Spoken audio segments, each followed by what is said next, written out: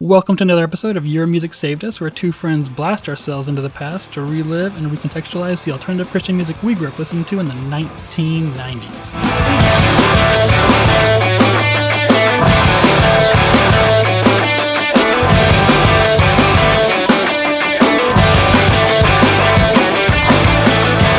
My name's Clifton, and I'll be your host. And joining me today is a man who's never seen a Hart or a Chevy that he didn't want to break, Jay. How you doing?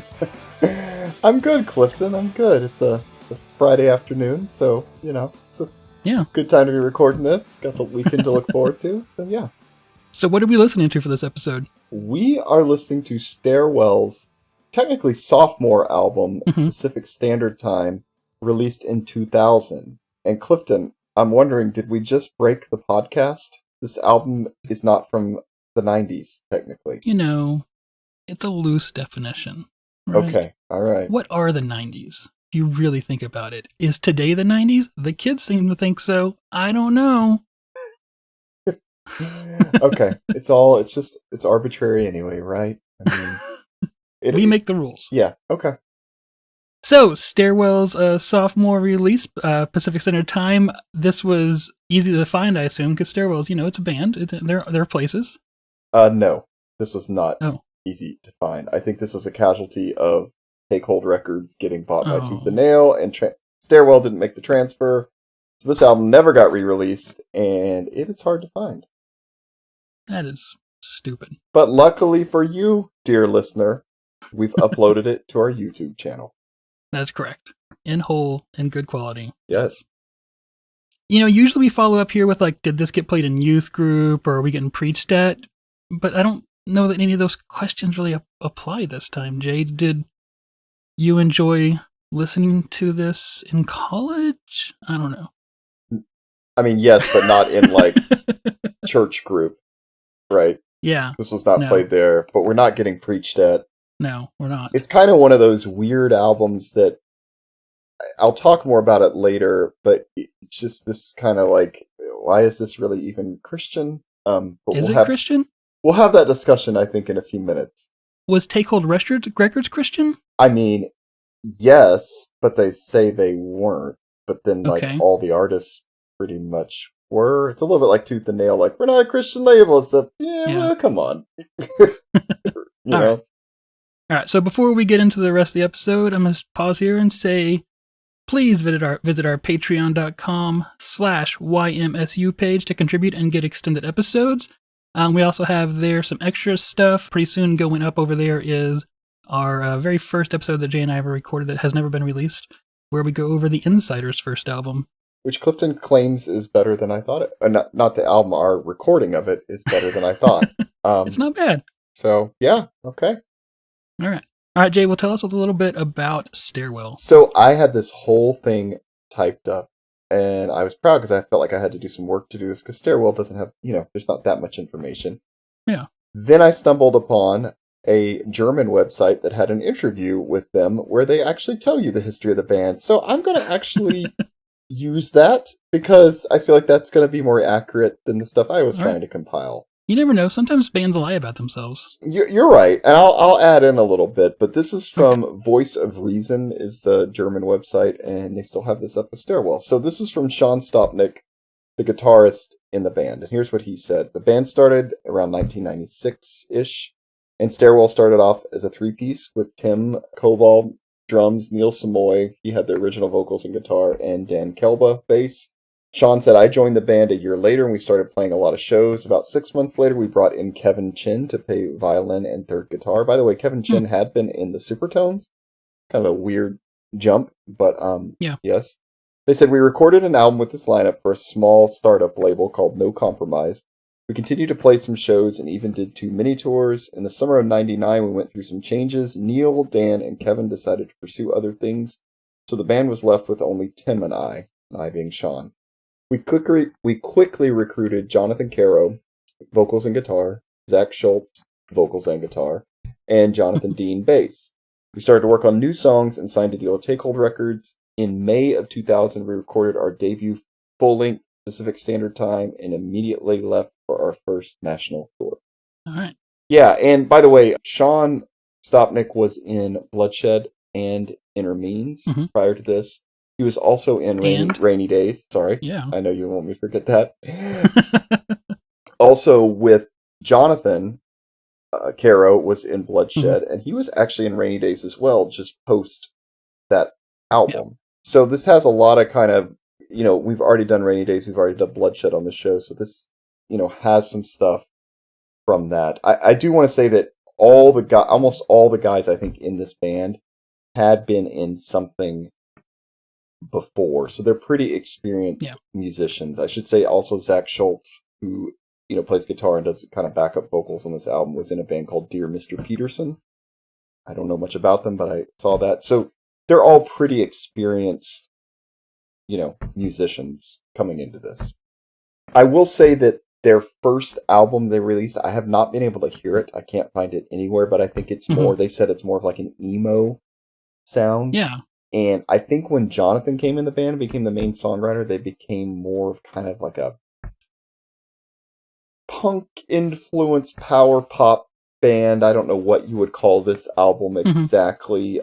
On the podcast called My Life and Notes, they interview Jonathan and he talks about he'd been listening to a lot of The Promise Ring and Superchunk at this time. So that kind of makes sense. They also mentioned Game Face on one of the things in comparison to that and Saves the Day. I think all those, Mhm. that's, it's pretty close to that kind of thing. So whatever you want to call That's pretty. that, that's where we are. Yeah. So this is basically Stairwell 2.0. Right. First off, yeah. Yeah.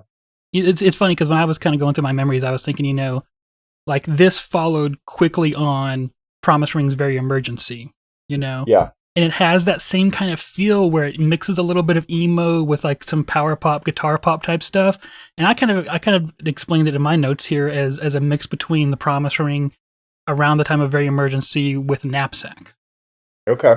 The Superchunk thing. The guitars are kind of those really thick guitars are very knapsackish to me. Yeah. Mm-hmm. Yeah, I can see that. All right. So when did you find this album, Jay? I was wondering that. I have Yeah. really strong memories of this in the summer of 2000. And I Hmm. looked at the release date and it said July, which means they turned this around really quickly, by the way, if they recorded So this in fast. May. But I went to Cornerstone that summer, and that seemed to be like Take Hold Records summer there, at Hmm. least for me, because they had a booth. They had just put out this, like, I think they even had this a little early there. They had 238s Regulate the Chemicals, Hmm. Narcissus, New Wave Techno Homicide, Tantrum of the Muse, like all these bands that were really pretty cutting edge and doing really cool stuff. Yeah. They had them there, and Take Hold was kind of like the hot thing, I felt like, that summer. So I think I must have got it there.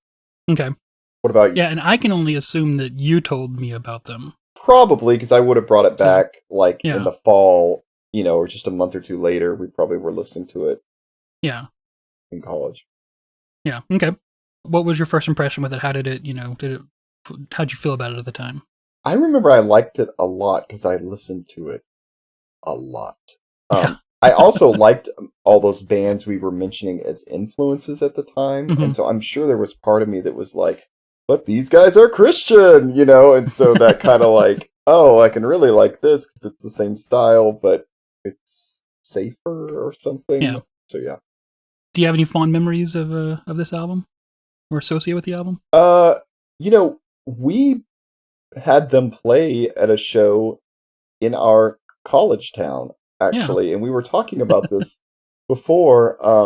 And Clifton and I booked a few shows, and this is when we booked, and so we were both like, "Man, I don't remember much of them playing," Nope.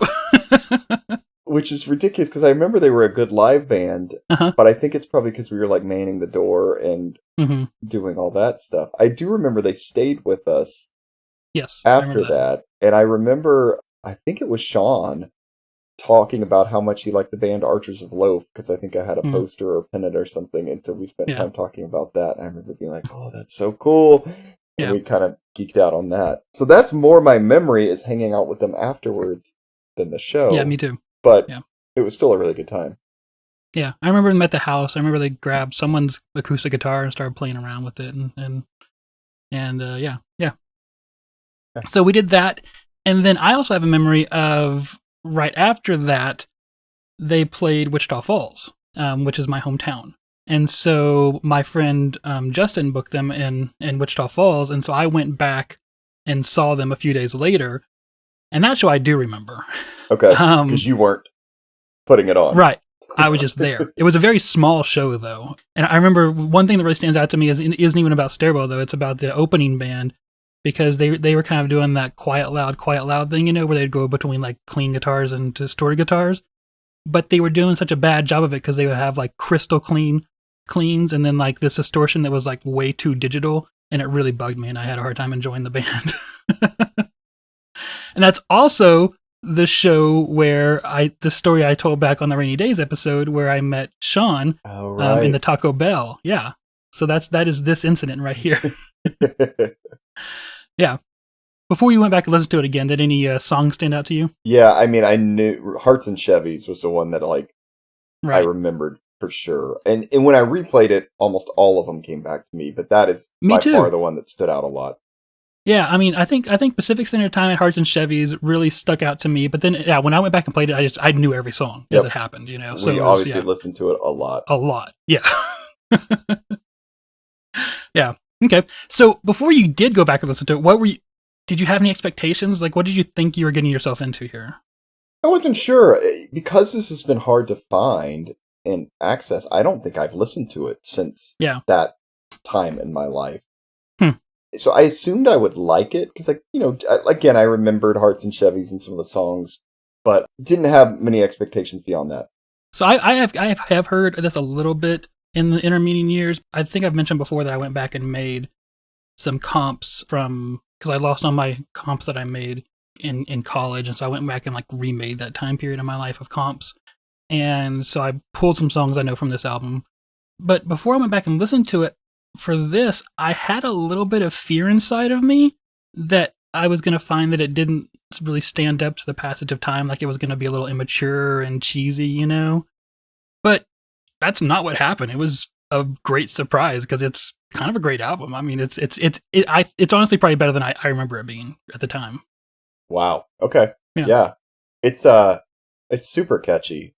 They were really good at what they did, and it's funny you mentioned the Promise Ring because it reminds me actually a little bit more of Something Feels Good. Yeah, or Nothing Feels Good. Sorry, and not necessarily sound wise, but because the Promise Ring kind of did the same thing Stairwell did, right? Like kind of this upbeat, fast album that everybody likes, and then the next one is slowed down a little bit, and people aren't exactly sure how to take it. I'm kind of combining two Promise Ring albums. I understand, but.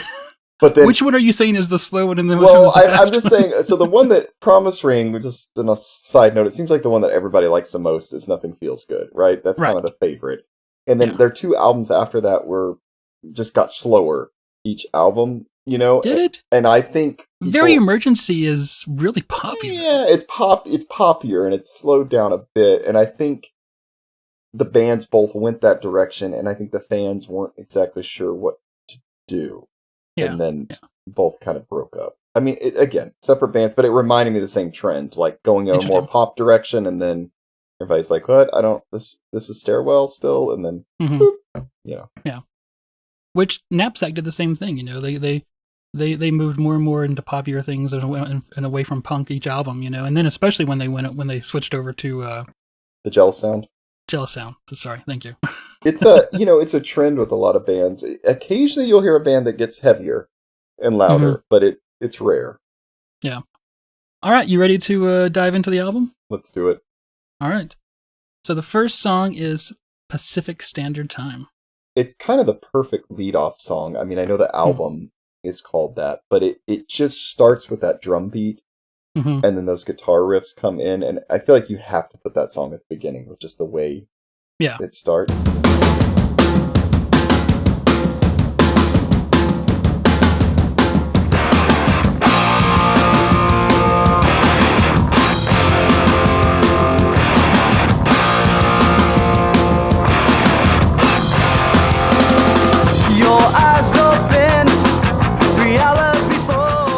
And sorry to interrupt you already, but the drum beats have like this perfect like echo on them maybe it's just recorded in a really live room. I don't know, but it's the perfect sound for them. Like Yeah, just immediately you're like, okay, this is well done. it's very bouncy Hmm. and upbeat, and you in the verses you kind of have a double snare hit, Hmm. and so it makes it bounce Yeah. as it goes.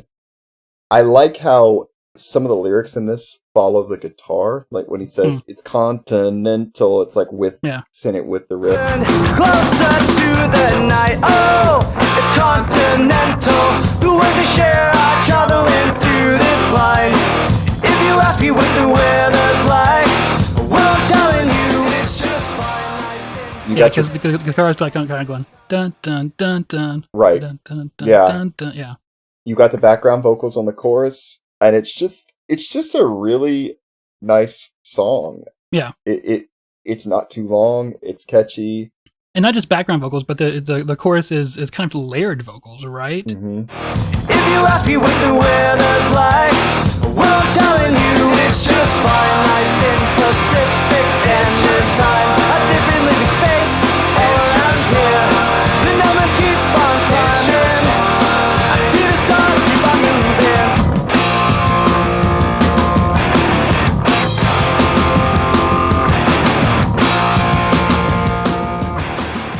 Yeah, and those layered vocals I think work great as vocals, but when we get into the lyrics, it also works perfect there because what's happening there is the chorus is Pacific Standard Time, or actually it's life in Pacific Standard Time, Mm-hmm. and what's being repeated in the background there is the background vocals kind of in that layer is It's Just Fine, which is actually a follow-on from when I tell you about the weather, I'll tell you that it's just fine. But the way it gets heard is life in Pacific Standard Time, it's just fine. And so it's kind of this neat mashup thing when it happens, right? That it kind of adds to the sadness of this song.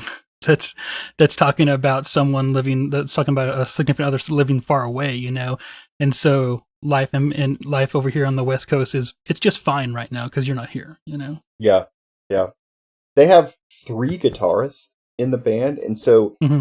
and I have trouble picking out all 3 different guitars at once a lot of Yeah. times, but they'll do stuff where they'll be kind of playing like I don't know if it's octaves or harmonics or something, but Mm-hmm. different riffs over it. Like they're Yeah. not playing the same thing, and they do that in a lot of the songs, and I really Yeah. like that.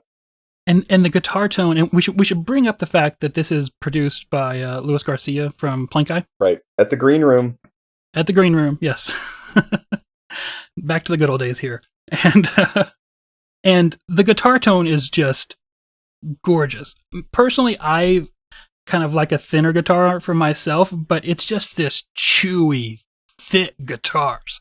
The palm muting is thick, the chords are thick, and it brings about this kind of like this great wall of sound, that's just impossible to not let it take over you.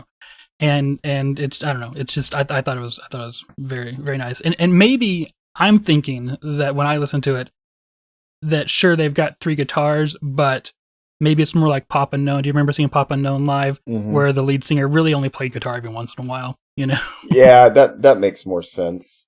On the My Life and Notes podcast, Jonathan kind of hinted at this album didn't sound the way he kind of thought it would. Like he said, he kind of envisioned it sounding a little different. So I don't know if that's what you're talking about, maybe guitar tones or something. I agree. Yeah. I think they're just really full Yeah. sounding, and it's really nice. I don't know, the recording for that, we get to that at the end maybe, but the recording for this is really pretty good. Like it's Oh yeah. it's not bad at all. No, I was pretty impressed with it. Yeah. So this is the first time that I'm aware of, and I don't know if you would know different, that Jonathan is fronting a band, right? Yeah, maybe a good point, because Bloodshed, he was not the front man, although maybe by that second EP he was definitely writing more of it. He was writing more, but still, Justice was writing the lyrics, and Sean is singing over in Bloodshed, so no one's... Nope, Jason Fleetwood. But in this, he is fronting the band, singing, and writing the lyrics. Yeah.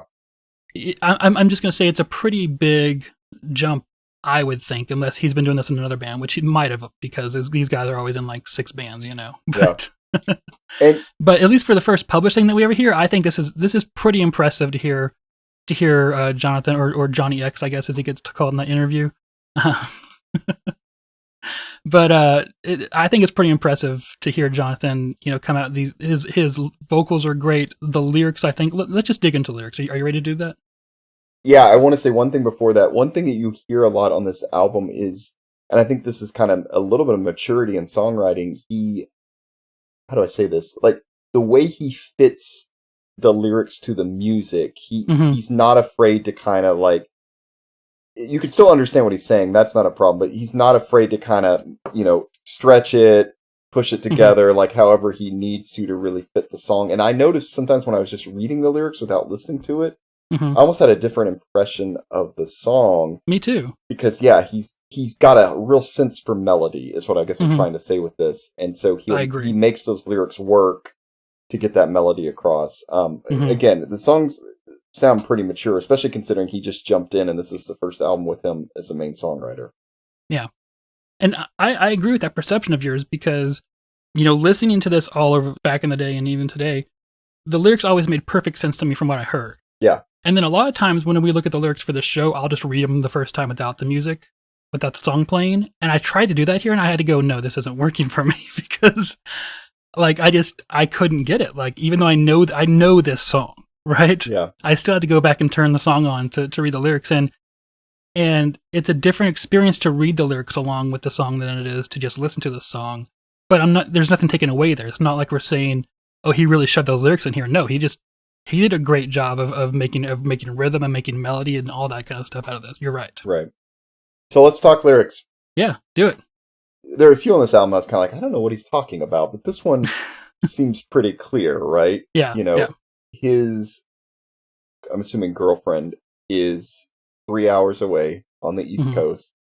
He's three time zones away. 3 times, yes. Well, he starts with your eyes open 3 hours before me. Yeah. So it's just kind of about her being there. He's here. There's another song with this topic too later in the album, and I feel like it's just kind of like, I'm trying to be okay with this, but I'm not really. And like you said, it's just fine. Like I keep telling myself this. Hopefully it will be fine. That kind of thing. Yeah, and this one's kind of an introduction to this topic, whereas the other song with this on the same subject really digs in some more, I think. Yeah, but this one is basically him just talking about how hard it's him not talking about how hard it is. Maybe that's the right way to say this. Him avoiding the subject of how hard it is to live on the other coast from his significant other. Yeah. Yeah, my now wife and I spent a year apart during grad school. I was in Philadelphia and she was in San Francisco, so we kind of, I guess, flipped perspectives of the song. Yeah. So I can definitely relate to this, because while it's only a 3-hour time difference, I mean, it's not like you're calling, like, Europe or Asia or something. You'd be surprised how difficult 3 hours can make communication sometimes, because somebody's still in work or school, like we were at the time when you're trying to call and then the other one's going to bed or is not awake yet. It's not easy. So I understand, kind of what he's going through on this album. Yeah. Yeah, definitely. Like I was just listening to a podcast the other day where one of the hosts was in the East Coast and one of the hosts was on the West Coast. So there's a 3-hour difference between them. And so literally they were recording at noon for one person and 9 a.m. for the other person. I was like, man, I'd hate to be the 9 a.m. person because my brain would not be working yet. Yeah. It's not easy. I don't know. I understand where he's coming from here.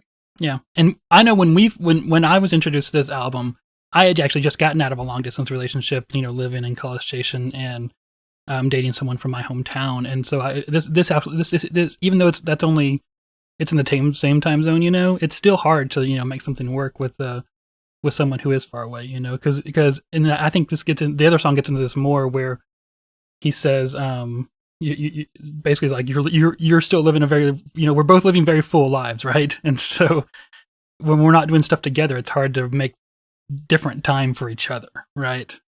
Yeah. So it is a difficult thing. I think this is a very interesting, but also, sympathetic perspective on that long distance relationship, and it's straightforward, but I think they're good, solid lyrics, and it gives us a great song. It is a really good song. Yeah. All right, let's move on here to Hearts and Chevys. Well, this comes straight, like it goes straight into it from the last song, because it starts immediately with the vocals and the guitar, and then the rest of the band kind of comes in with this driving beat. This style is overrated, couldn't you tell?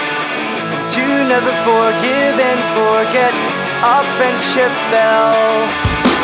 I know I'll take this seriously and make this last.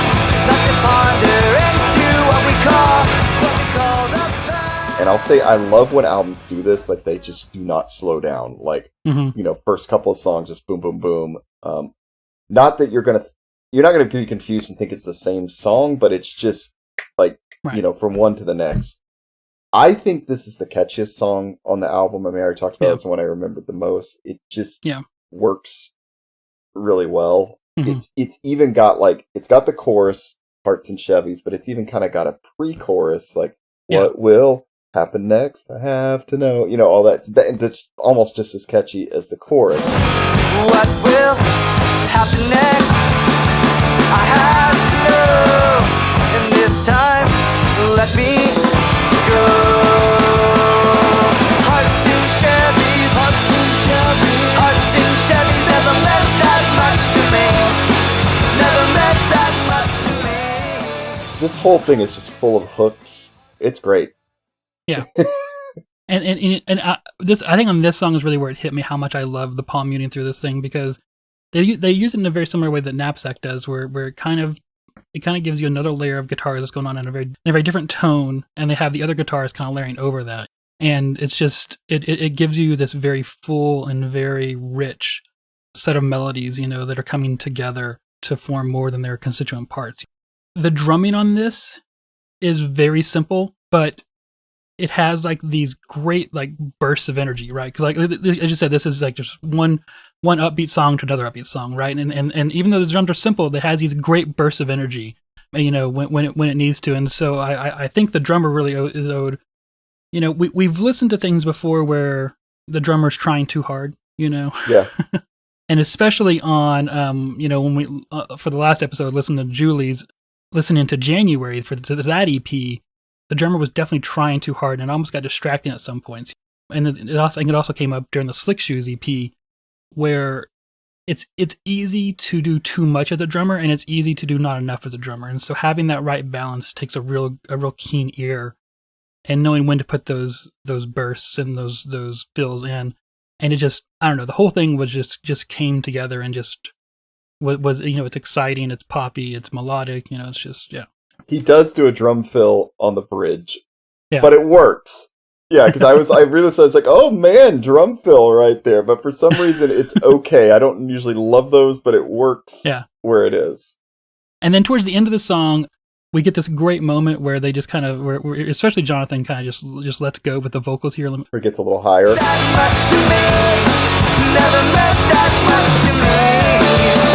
Hearts and Chevys, hearts and Chevys never meant that much to me.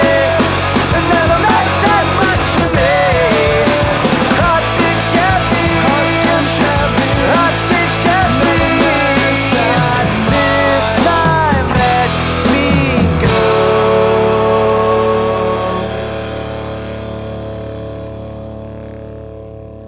And I really like that there at the end, with the two vocals going back and forth to the, Hearts and Chevys never meant that much to me, and this time let me go. It's a nice ending. It's pretty much a perfect song. It is. I mean, it's so great. Yeah. And this is, as you said, this is kind of the one that stuck with me over the years. And I think this song that gave me the fear that it was going to be too saccharine of an album, but it's really not. It's just, Yeah.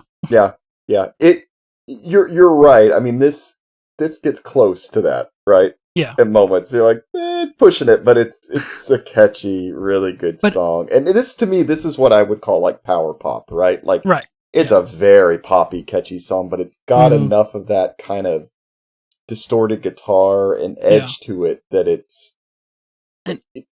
yeah, I also think that the lyrics kind of bring us some meat, so it's not just we're not just filling up on sugar here. We got some real nutrition there in the lyrics. Even though I think when we dive into it here in a second, that this is going to be some of the hardest lyrics that we're going to talk about to figure out what they're talking about. well, if you're ready, let's do that, because I was just scratching my head. And here's my notes. I said, what is this about? A friendship? A relationship? He says friendship, but based on the context of the rest of the album, it seems like it could be a relationship. Yeah. I have no idea what he means. I mean, I know what a heart is. I know what a Chevy is, but like, what is he? I don't get the reference, I guess. Yeah, I know. My notes are, I don't know what hearts and Chevys means, but I'll be on my deathbed with this goddamn catchy chorus echoing through my head. Yeah. I mean, it's true. It's true. And it's again, it's words that like it's not some vocabulary you don't know, but I just have no idea what he's talking about. But I can sing along with it and enjoy it. So there we go. Yep. Yeah, and as you said, it does seem to, talk about, the first couple lines here is, this style is overrated, couldn't you tell? To never forgive and forget our friendship fell. I know I'll take this seriously and make this last, not to ponder into what we call the past. Yeah. I don't know, right? I mean, so it's very weird to me to say, to never forgive and forget our friendship fell, but then to say, I'll take this seriously and make this last. What do you make? Are you making the unforgiveness last? I don't know what's... But then, not to ponder into what we call the past seems to me to be like, well, I'm not going to hold on to the failures of the past too hard, right? Right. So I don't know. But, the way it's presented in the song, it seems very emotional. It seems very kind of heartbroken, Does that make sense? Yeah. Yeah, and again, you'll find this in this album. You'll kind of have other little parts that you'll want to sing along to. Like in the lyrics you read, it said, I know I'll take this seriously. Like the way he says it, seriously, like the way he kind of sings it, you get hung up, or at least me, on certain words and certain lines in it. So again, when you read the lyrics, you're like, oh, yeah, he says all that, and I heard him say that, but the way he said it, he emphasizes certain parts that obviously when you're just looking at the lyrics are not emphasized. And I have no idea what this is about. It seems he's moving past some old relationship, but I can't tell if he regrets it or if he's happy, because it kind of goes both ways. But yeah, I agree. Sorry, I was just reading over some of the lyrics, and his rhythm was getting into my head. I know. You kind of do that when you read them, because it's pretty mature songwriting. It's very, very catchy. Yeah, like the last couple lines here are careless days now they'll catch up with me, but it's careless days now they'll catch up with me. Anyways, yeah. Yeah, so you kind of focus on other part, and then he says, but reminders with the strength, and the strength to talk is what I would always catch. Yeah. The other parts, I'm like, so. Yeah, it's all right now. We are breathing. Yeah. Anyway, okay. Moving on. Let's move on to the third song. This Involves Us Now. Yeah, this one changes it up. I mean, it's still pretty upbeat, but it's not driving like through the first two. Like it doesn't just start immediately. It's got a drum beat. Everyone comes in, and it's a little bit, almost like a little bit jammy at the beginning. These kind of distorted guitars. Then you get the riffs, and the one guitar kind of playing higher than the other one. But for first, I don't know, 5 seconds or so, it's a little different. It kind of changes up the rhythm of the album. Like it's not just pushing through.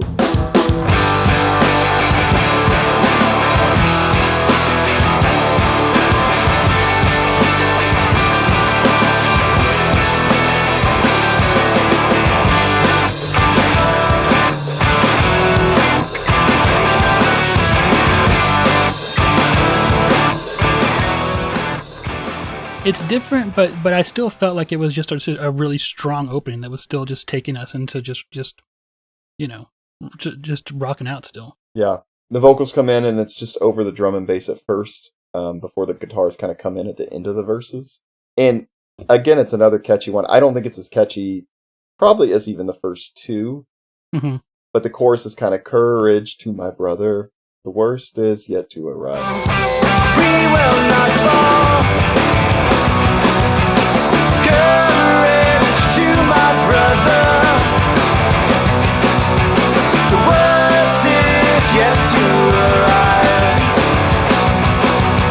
It doesn't get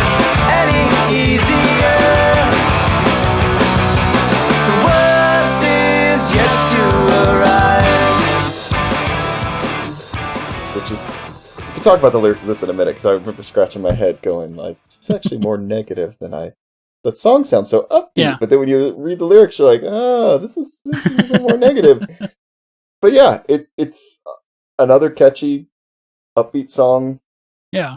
Even though I think you're right. It's not as catchy as the first two, but it has like 3 parts to the song. That has a pre-chorus, a chorus, and a bridge that all get repeated, and all like could easily be the catchiest song on a chorus for the best band in most towns. You know? Yeah, Like, true. If this was like your friend's band that you were watching at the bar or something, you'd be like, Yeah. shit, this is good. Yeah. yeah.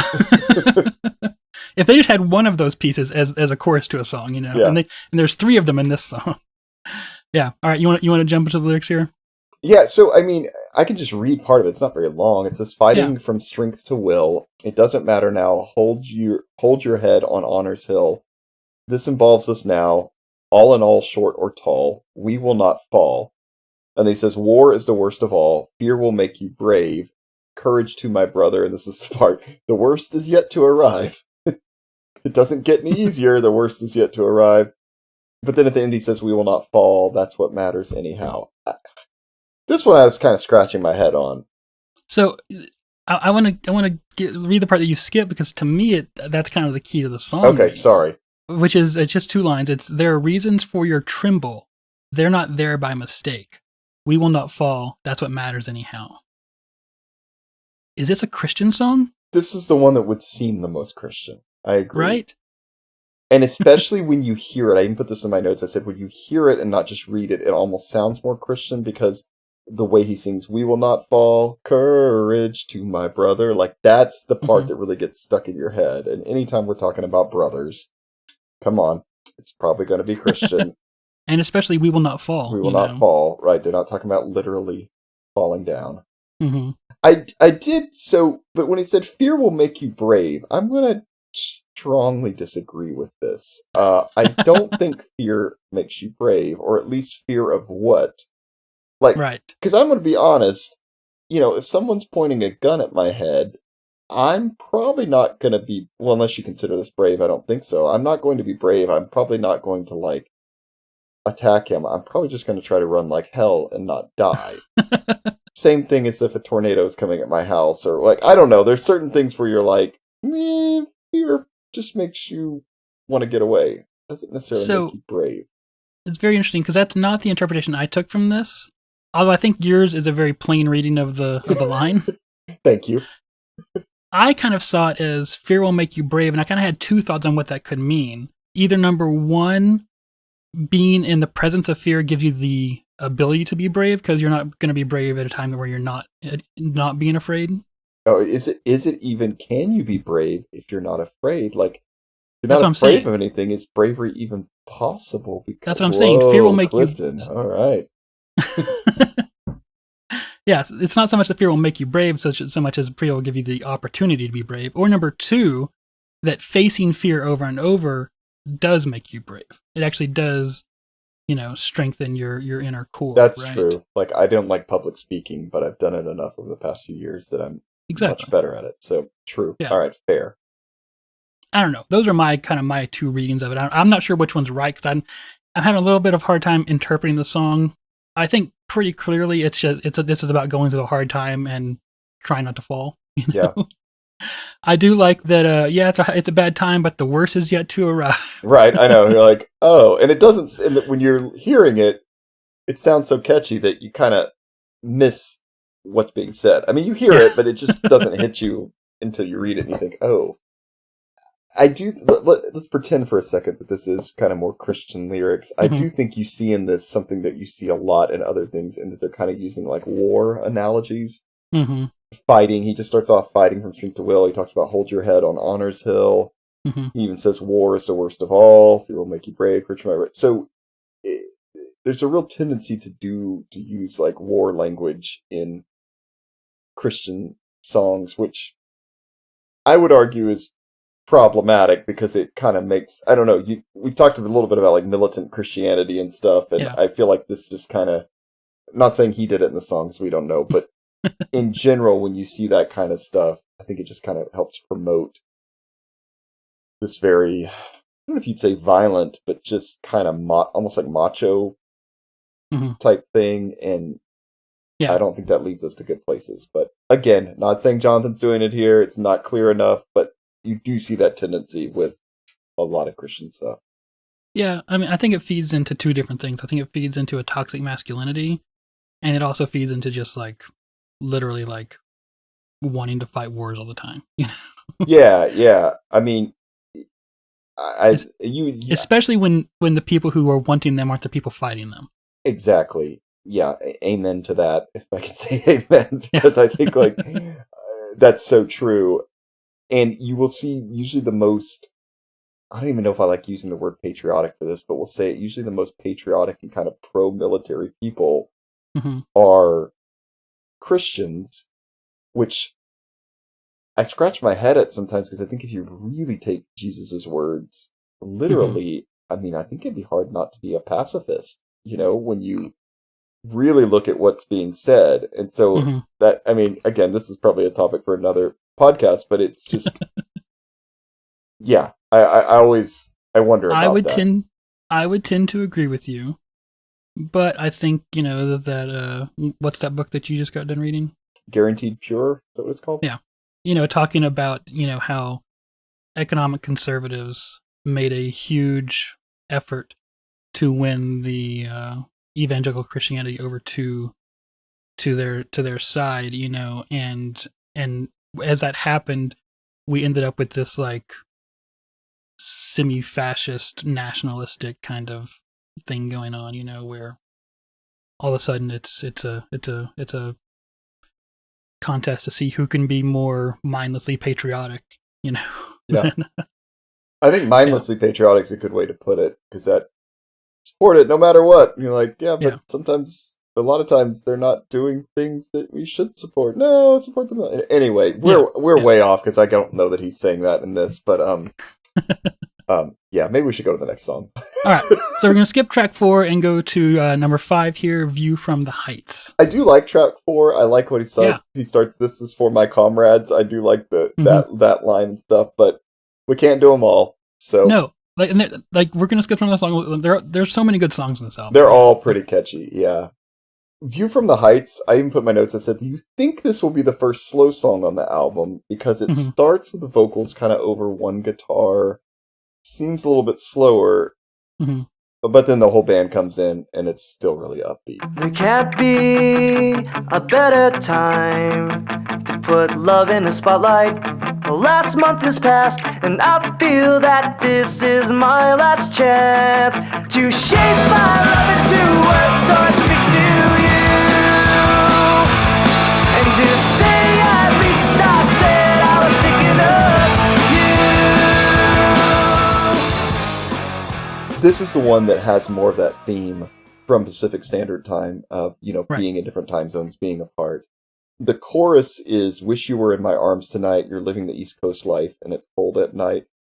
And the chorus is sung with the main vocalist, and then I'm guessing it's Zach comes in behind it and sings the same thing, just kind of echoing it. You're in a bar place, keeping a steady pace. Still got a lot to say.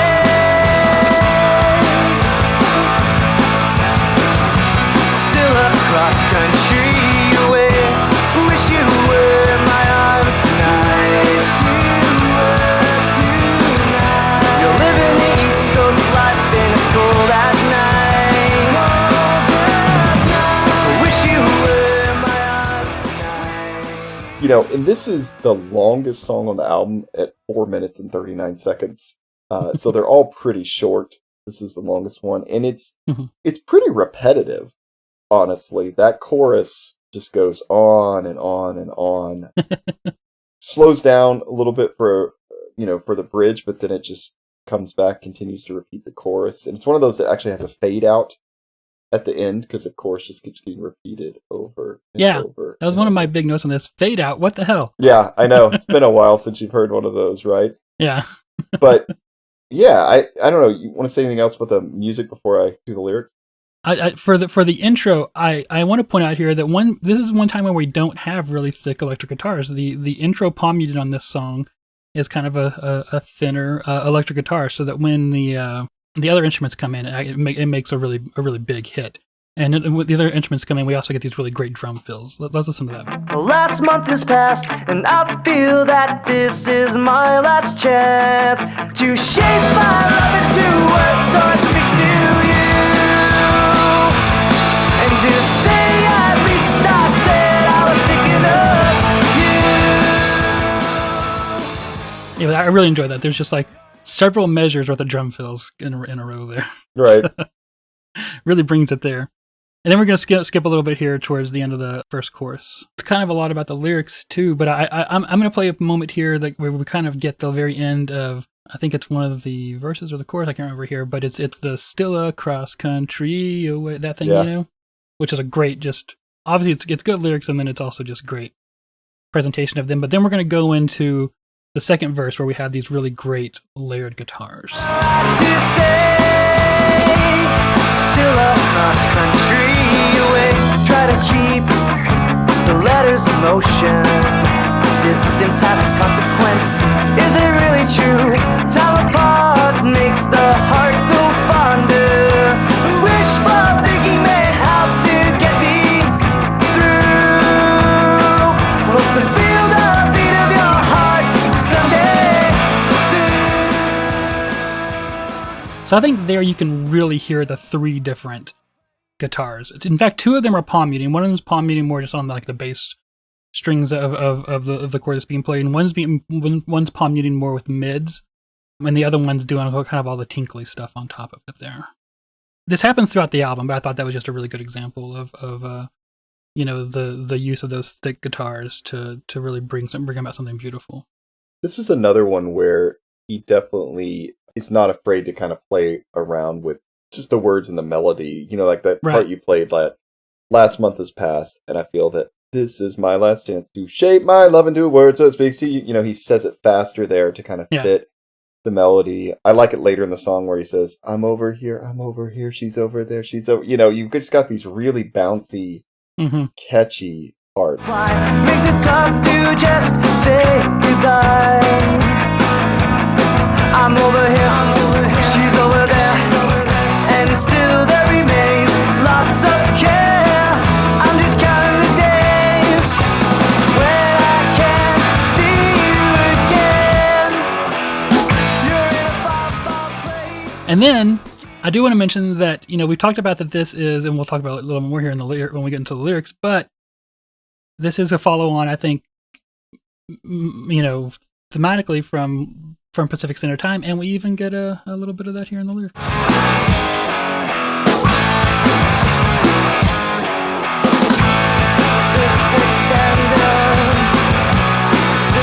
Still across country away. Pacific Standard. You're still across country away. Wish you were in my arms tonight. You're living the East Coast life and it's cold at night. I really love that "Still Across Country Away" too. Mhm. It's just the delivery there is. This is the one where the first song, Pacific Standard Time, is very much about like kind of pretending like you're not dealing with it, and this is the one where it really hits home, you know. And, Yeah. and this is the one that has all the feels, I think. This is, I'm curious if you agree. This is, when you read the lyrics on this, it seems a little cheesy, a little kind of love story cheesy, but when you hear it, it comes across better. With the music, it doesn't seem as cheesy as they seem when I'm just looking at them right here. Yeah, I agree. Yeah, I mean, if you just, I'm just going to read the first couple lines here, and it is really cheesy. There can't be a better time to put my love in the spotlight.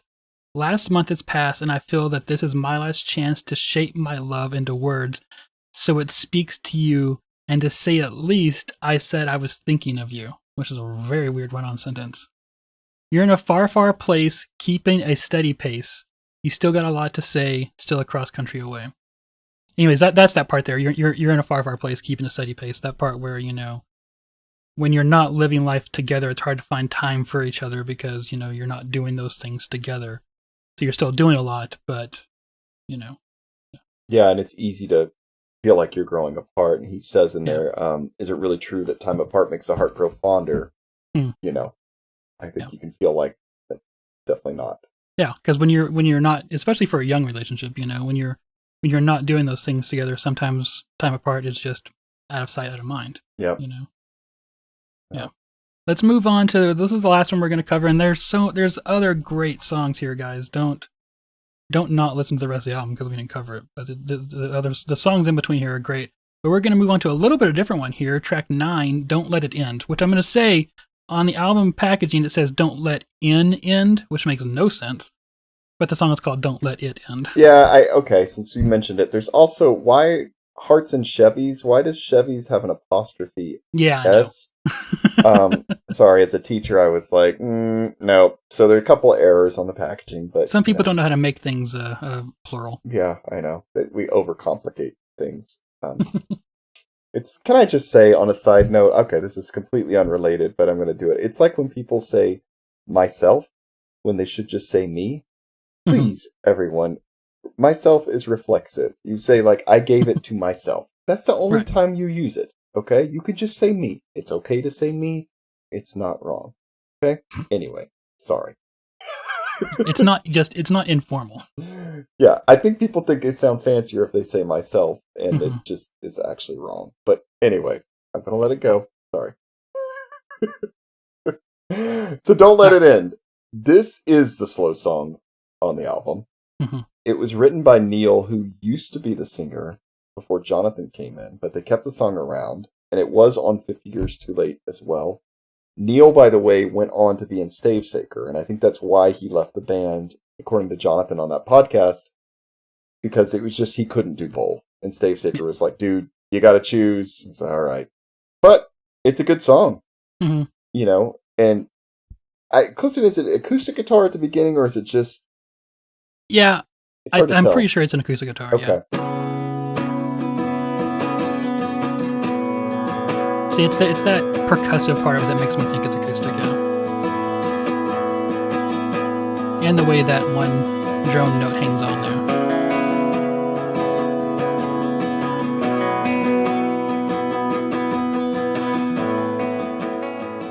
It should be pretty obvious from that right there that this is definitely the slower song on the album. And I'm going to be honest, normally, and Clifton knows this, I usually hate these songs on these albums. I usually skip the slow one, like, I don't have time for this, I want the upbeat songs. But honestly, this one is pretty good. And to me, it walks that line. It could easily get pretty cheesy, but for some reason it manages not to.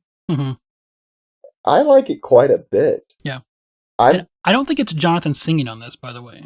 I thought it sounds a lot like him. Now, the next song is Zach singing, and that's definitely a different voice. But yeah, let's listen here. I mean, and there are two voices on this, but I don't think Jonathan's doing the main vocals here.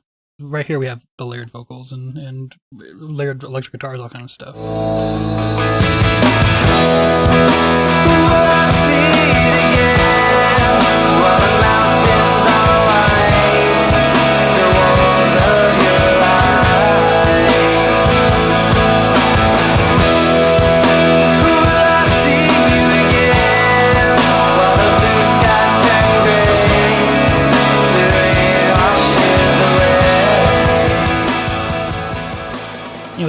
I'm not sure it's him there, but either way, this is a way more, as you said, coming from the first album. This is just a way more emo song, right? Yeah. In fact, I want to play go ahead. No, I noticed the section you played. I would call that the bridge, and I think this is a weird song because I think the bridge is actually better than the chorus. The chorus to me is that part that says "Keep it outside in the cold," and you know me, I'm 2 steps ahead. That part, which is fine, but the song really hits its peak in the bridge, and that it's kind of where it seems really like kind of soaring and just builds. Just none of their other songs have that. Yeah, it's a very different style song because the rest of their songs don't build like this. And I think a lot of emo songs from this time period that did that where the bridge is the big payoff for the song, right? Right. So listen to this part here, and I want to propose something to you after listening.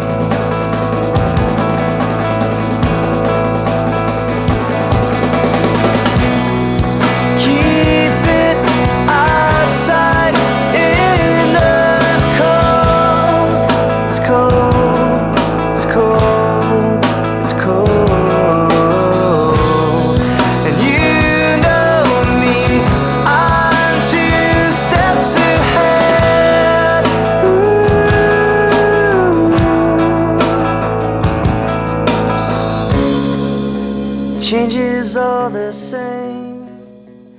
know this is going to be, you could just say this is generic, but it reminds me a little bit of that first Juliana Theory album. Oh, for sure. Yeah, Yeah. definitely. I think you can definitely see that in this, yeah. Especially with the acoustic guitar in there, because they had a couple songs where they brought acoustic guitar in. But yeah. All right, anything you want to talk about with the lyrics here? I just have in my notes, Clifton, what is this about? Don't know. I mean, it's a super sad song. Yeah. So here's my question. Okay, so I'll read the first couple lines here because I think this is kind of the thesis of the song. Change is all the same. Change is all the same. It makes no difference who you want to be. It feels the same. Change is all the same. Change is all the same. It makes no difference where you want to be. It finds its way. And then it goes into the chorus. It keeps it outside in the cold. You know me, I'm 2 steps ahead. So is this saying that change is all the same as in all change is hard? Or change is all the same as in change isn't real? I don't know. I kind of just took it as like change happens. Okay. Yeah. No matter what. I hope that's what it is, because if not, it's a sadder song to me with the other interpretation. Yeah. No, it's like a heartbreaking. Anyways, yeah, I think that's how I take it too. Just saying, that no matter when you're going through it or why you're going through it, change is hard. Yeah. And it's inevitable. Yeah, the inevitability of it, what I kind of took from it. And the only reason I came up with the other interpretation is because I have a friend from my hometown who has expressed to me on more than one occasion that he doesn't believe that anyone changes. I'm just like, God damn, that's such a it's dark. Yeah. I don't know. Yeah. As someone who feels like he's changed a lot, I disagree. Me too. Then again, you do run into people sometimes, and you're like, oh, shit, you haven't changed at all. So, especially when they're still in your hometown. Uh-huh. To be fair, yeah. Yeah, I would agree with that. All right, Jay, overall, what do you think? Yeah. It's very good. It's very catchy. It's kind of a great album, and it's really a pity that it's not easier to find now. I agree. So they released an album after this, actually on Hopeless Records. But that album was actually recorded for Takehold, and I think did have a tiny Takehold release, but then got re-released by Hopeless. Okay. And I don't know, well, I'm kind of getting into where are we now, but I don't know why they didn't continue after that. I assume Hopeless didn't sign them just to re-release an album. I'm assuming they were going to be doing more, but for some reason it didn't work out. But I'm saying all that to say I wish they had re-released this one as well, because it would be easier to find now. And this one, I imagine, is most people's favorites if they had a favorite Stairwell. You think so? For me, it's every time I see someone talk about Stairwell on Facebook, they're always talking about the next album. Oh. I cannot get into the next one as much. I tried. I just like the upbeatness on this one so much and kind of the power pop that the next one, Jonathan talked about they were listening to a lot of Third Eye Blind when they recorded it. So it makes more sense knowing that, but it just, I don't know. That's weird. I like this more. But getting back to this, here's kind of my thoughts, and I'm curious what you think on this. Were they a Christian band? Does that question even matter? And the more I think about this, the more I think this is kind of a good example of a change that was kind of happening around this time in the Christian scene. It's exactly, Yeah, because, well, part of this, to be fair, is most of the members of this band, as we talked about, had been in previous Christian bands. And I think as time went on and they probably grew up a little bit and their musical styles evolved, they focused less on God in the lyrics, which is fine. But I think when you've come from that scene, it might be a little hard to get out of it. You know what I mean? At this point, that the scene is really grown and it's an actual scene, and you've come up in it in all these other bands, and now you're doing this band that's not really Christian. It's just kind of fun. Yeah. Like, how do I get out of it? I mean, even on, again, that interview with Jonathan, he said basically, at least in his memory, he thinks that Chad from Takehold basically heard that, oh, you had members of Bloodshed? I love Bloodshed. I'll sign you. He said like he hadn't even heard them yet. Yeah. Which seems crazy to me. I just want to sign it. So again, it's that kind of legacy from being in those bands. Just to read you from that German website, a description from Tim. He said, "Our overall sound we'd like to characterize as just catchy, fun, and slightly interesting rock and roll. The lyrics are about life and relationships and frustrations about things and all that good stuff. Mm-hmm. Nothing too political, nothing too spiritual." And so I guess I wonder if they'd been on maybe a different label and been able to escape from this, which I think they were trying to do when they Mm-hmm. got on Hopeless, if they would have been bigger and if it would have, I don't know, been better for them. I mean, with this album, I don't see any reason why they couldn't. There's nothing holding this album back. It's great songs. It's catchy. You know, to give my overall real fast, you know, and I've kind of said it here, you know, where I think, you know, this could easily be a 2 saccharine album, but luckily we have a lot of meat here with the lyrics and really good guitars and all that kind of stuff, you know. And honestly, listening to this critically, I kind of enjoyed it more than I did just listening to it Wow. passively. Yeah. You know, like there's when you really dig into it, there's a lot of meat here, you know. It's just a really good album. I also think that you're right in saying that this is a perfect example of that time right around 2000 where is this a Christian band or not?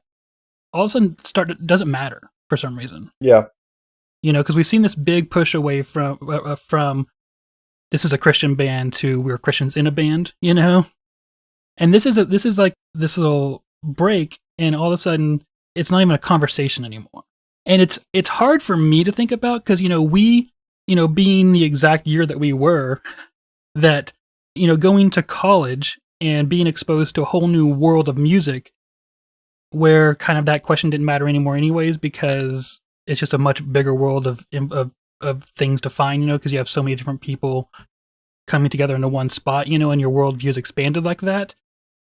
So it's hard for me to understand if there was a sharp change there around 99, 2000, where all of a sudden that question really just didn't matter anymore, or if it was just my change of perspective going from sheltered in my hometown to all of a sudden having an expanded worldview, you know? I think it was probably more you if you just take that time, but I think overall that was a trend that was happening. And I think, unfortunately, I think it kind of shortchanged a lot of the bands because I think they were getting criticism from both sides. So, like the Christian scene, you're not Christian enough, but I think the regular scene, there was still that skepticism and like, oh, you're on a Christian label. Oh, God, not another one of these bands. And so I think bands probably got a little trapped, even bands who were really good, because they couldn't, it was difficult to break out of that. I think you did see that eventually change with, like, I mean, look at like Under Oath and stuff later becomes huge. But I think if you hadn't had bands like this, and I realized that Under Oath was actually around at this time, they were on Take Hold at the time, that sounded very different. But but I think it just took a while for that to happen. And I think now, I mean, I'll be honest, I don't really keep up with like current bands on Tooth and Nail and stuff, but I think now when you really look at Christian music, it's mostly just worship music for the most part, and there doesn't really seem to be a line anymore between the two overall. I mean, there's not really even Christian bookstores anymore to kind of give you that little fence around what it is, you know? Yeah, the market as we knew it doesn't exist anymore. Yeah, exactly. I think this 99, 2000 area is also really important because that's kind of like when Amazon showed up, and all of a sudden when like eBay got really big and you could start to like buy albums more easily over the internet, you know, and you could do that before, but largely you were counting on mail order, like, you know, like, yeah, you get a catalog, send off or something. Yeah. Right. You know, and so I think there's just this really quick thing that happens that kind of blurred it's several factors, right? It's the internet. It's the fact that there's already been this push from we're just Christians in a band, you know?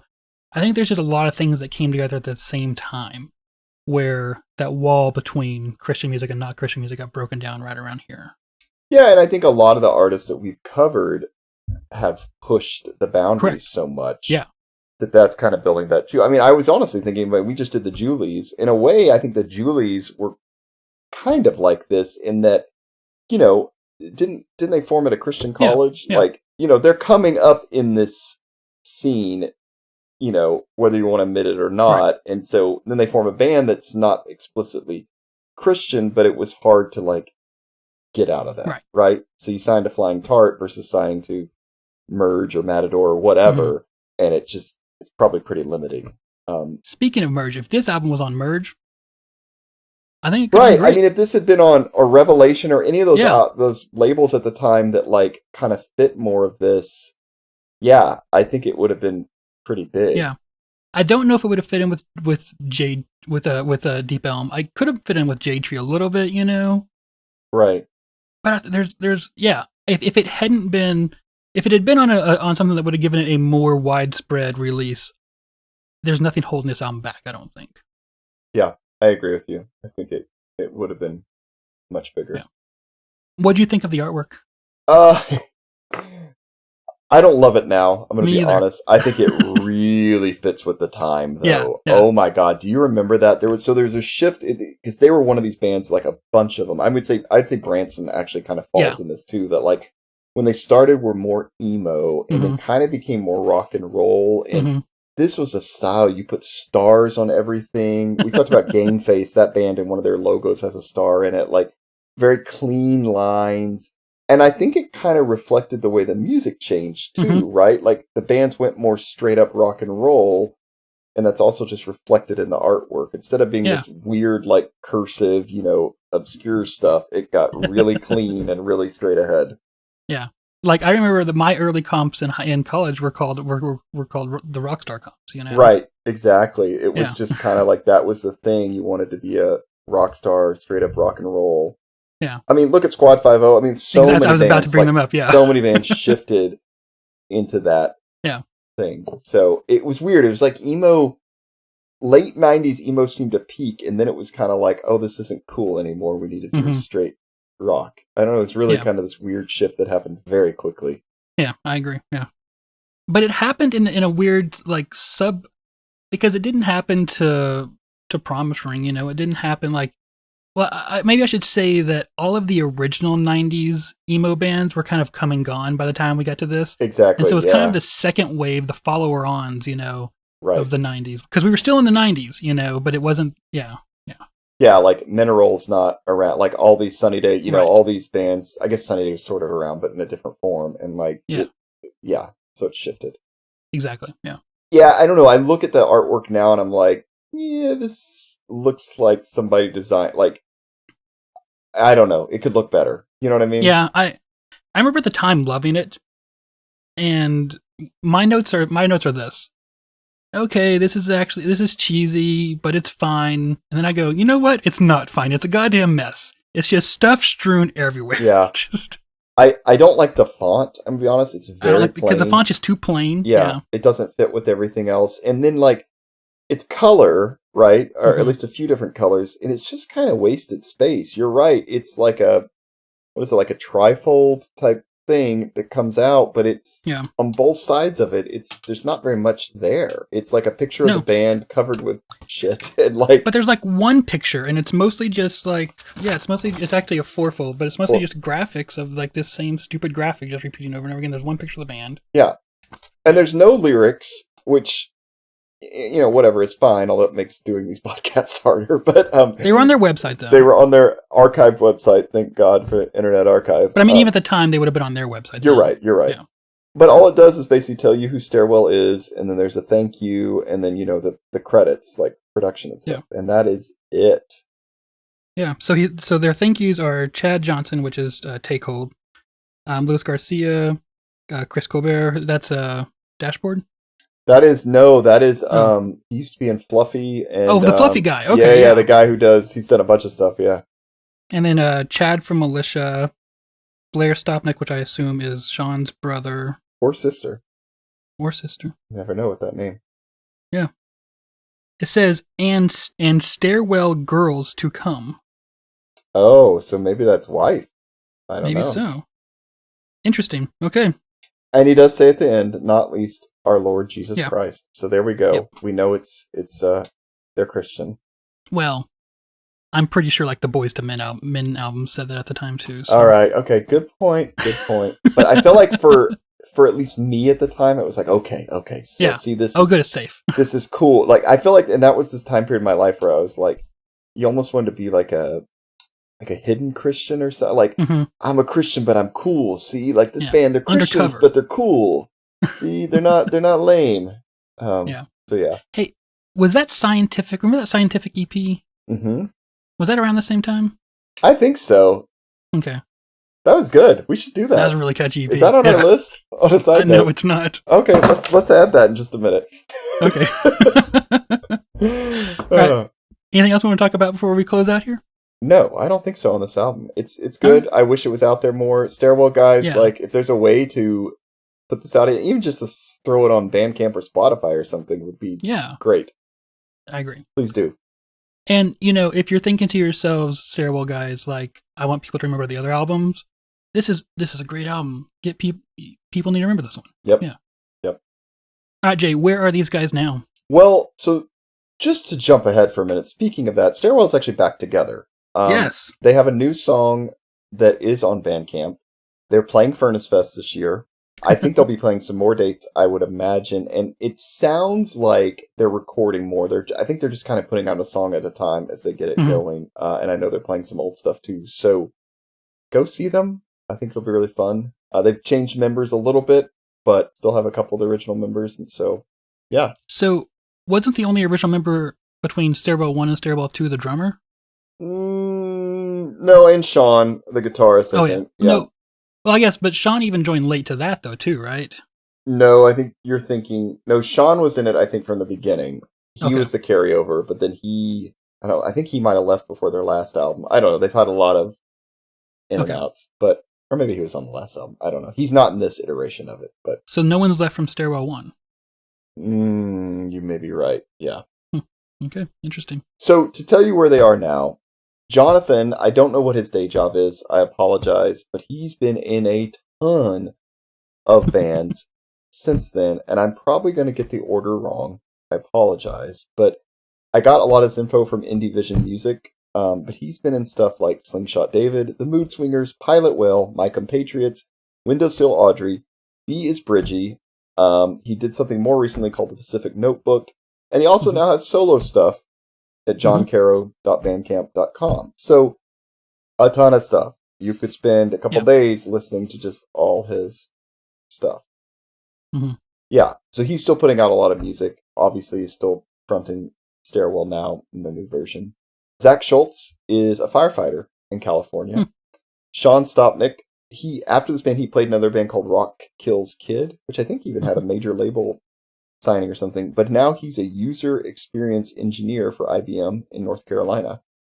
Oh, he's in North Carolina? I thought he was in he was in Austin last time we did a... He did, but according to LinkedIn, he is in North Carolina now. All right. Well, he moved. Tim is an attorney in Costa Mesa, California. And I think Jonathan Dean is the director of immunology at a biosciences company in San Diego. But I might have the wrong Jonathan Dean, although I was looking at, you're looking at photos from nowadays to back then. You're like, it's the same guy. I think it is. So if I'm wrong, Jonathan, I apologize if you ever listen to this. So back together. Should be good. Do you have an award for this album?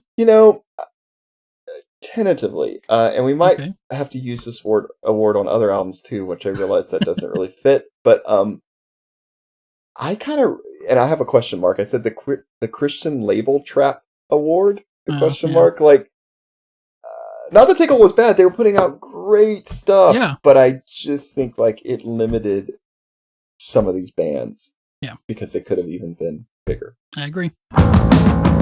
This one's for my comrades, the ones that were left out, never really judged, only looked upon the outside. To be different from the rest, doesn't justify they're the best. Struggle on, just for a little respect.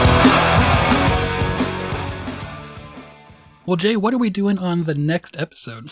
We are doing Five Iron Frenzy's debut album, Upbeats and Beatdowns. A repeat already, Jay? I know. But, side note, people love Five Iron Frenzy, so I'm sure our listens will go up. That's not why we're doing it, but hey, Yes, and if we don't do repeats, we'll just be stuck doing repeats like all together at once, and we should do them. We should intersperse them. It's been a year, I think. Yeah, I agree. We'll throw that in, and then we'll move on to some other. Yeah.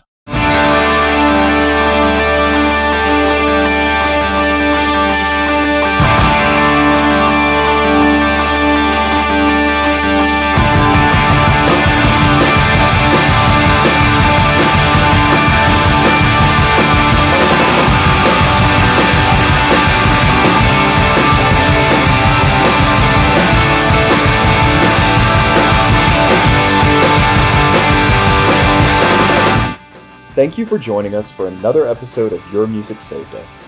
If you enjoyed your time with us, please leave us a review or share this episode. Visit patreon.com/YMSU to contribute and get extended episodes.